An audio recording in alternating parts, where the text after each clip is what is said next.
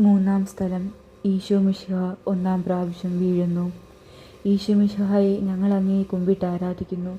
എന്തുകൊണ്ടെന്നാൽ വിശുദ്ധ കുരിശാൽ അങ്ങ് ലോകത്തെ വീണ്ടും രക്ഷിച്ചുവല്ലോ. കല്ലുകൾ നിറഞ്ഞ വഴി, ഭാരമുള്ള കുരിശ്, ക്ഷീണിച്ച ശരീരം, വിറയ്ക്കുന്ന കാലുകൾ. അവിടുന്ന് മുഖം കുത്തി നിലത്ത് വീഴുന്നു. മുട്ടുകൾ പൊട്ടി രക്തമൊലിക്കുന്നു. യൂതന്മാർ അവിടുത്തെ പരിഹസിക്കുന്നു. പട്ടാളക്കാർ അടിക്കുന്നു. ജനക്കൂട്ടം ആർപ്പ് വിളിക്കുന്നു. അവിടുന്ന് മിണ്ടുന്നില്ല. ഞാൻ സഞ്ചരിക്കുന്ന വഴികളിൽ അവർ എനിക്ക് കെണികൾ വെച്ചു.